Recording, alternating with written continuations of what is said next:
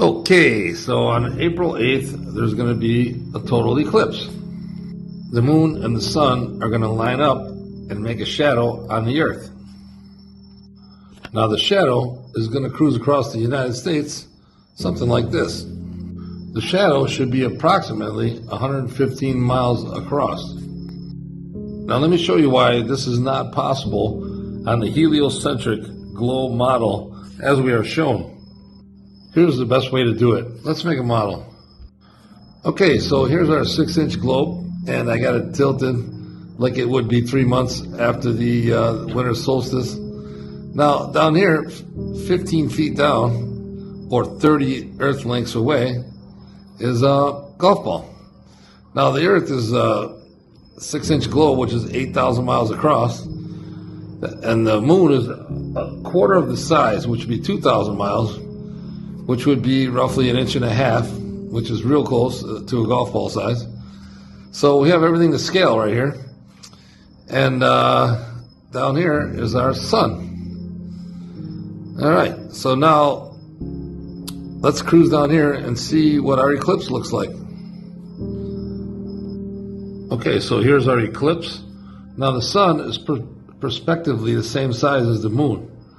So here's our eclipse right here, and then the moon's going to cruise on by, and the sun's going to pop out again. Let me zoom in and show you a little better this time. Okay, here's our eclipse, and then the moon is going to cruise on by again. Now let's compare our eclipse to some real eclipses. Looks like a match. So let's go back to our model. There's our moon, there's the sun down there. Now let's see what the shadow looks like out on the earth. Shut the light off. Now we're going to come down here and check it out. Now the shadow is way too big. It's covering the whole United States, all of Mexico, half of Canada. The shadow should only be 100 miles wide. It should look something like this. Now, why is the shadow way off? Let's see what NASA has to say about it. Now here's their model of what's going on. Now they're saying that the sun is way bigger than the moon, and it's making an penumbra. So it casts a tiny little shadow on the earth. Now let me show you a real life example of this model. Here's somebody, I think he's trying to create an penumbra, but he's casting a shadow smaller than the object, so we'll give him some credit. And let me show you another one after this one. This eclipse stick is a scale model of the Earth-Moon system such that the model Earth has a radius of 1.5 inches. The Earth-Moon distance in the model is at the shorter end of its range of values. Using this to demonstrate a total lunar eclipse, we can see that here she's demonstrating a lunar eclipse. That's not what we're talking about. And here on the solar eclipse, she's very vague. Demonstrating a solar eclipse allows us to see that the shadow of the moon on the Earth is pretty small. Only those in the umbra of the moon shadow, the gray swatch from Oregon to South Carolina, could see a total solar eclipse.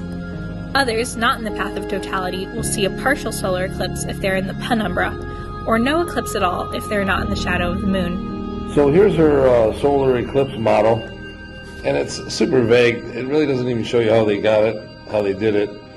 But let me show you what they're not showing you. So I have a roll of tape laying around. Let's cast a shadow with it. So let's jump back here and try to cast a penumbra. Okay, so my light is wider than the roll of tape. See that? Now we're going to lock it here and try to cast the penumbra.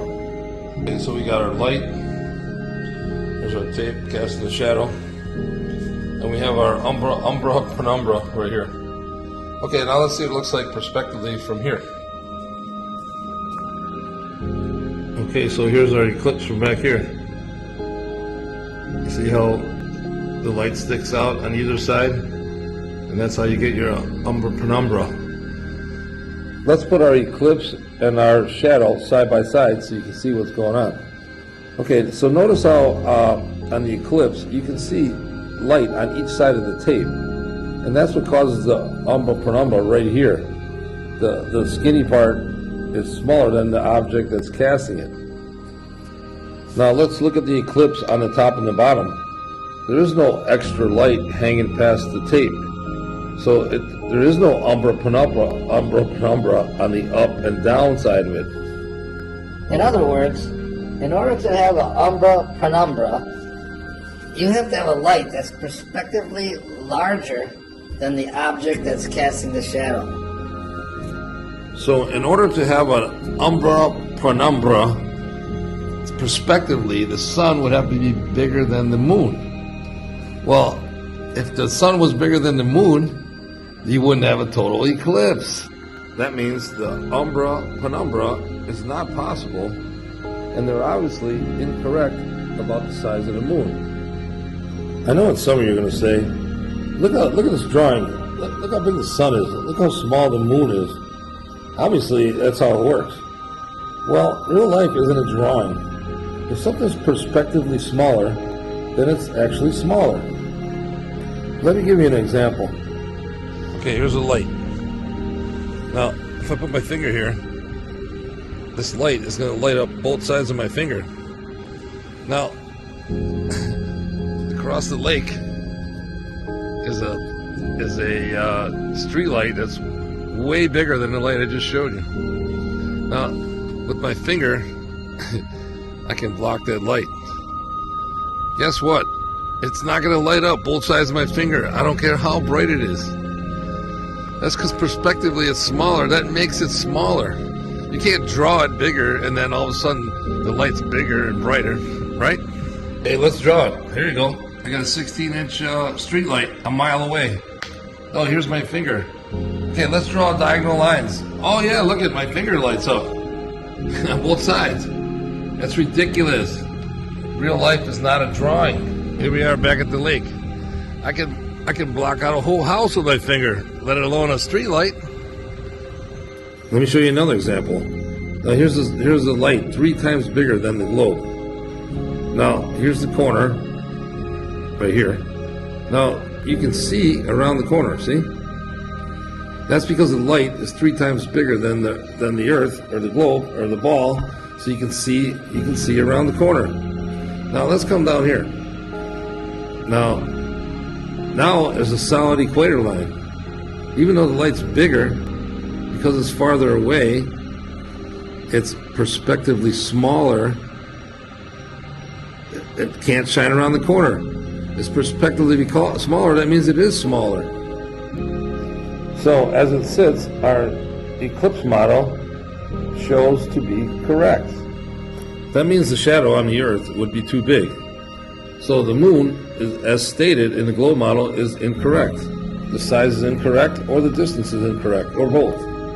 So the shadow on the Earth is 60% bigger than the golf ball. So that means if the shadow on the Earth is only 100 miles wide, then that means the moon can only be around 30 to 70 miles in diameter, which is way off from 2,000 miles in diameter. And another thing, how do we even know it's the moon? Like, here's a 2017 eclipse. Do you see the moon anywhere?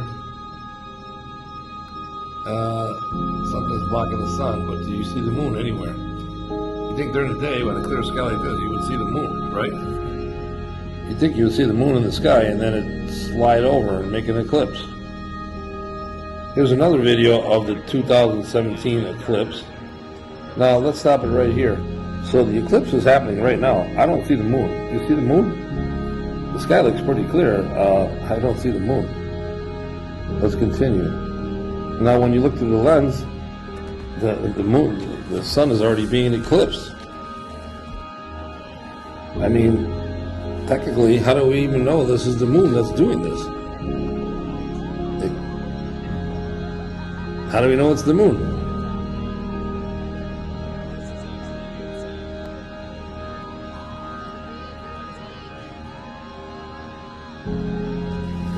How do we know it's the moon? Is it even the moon?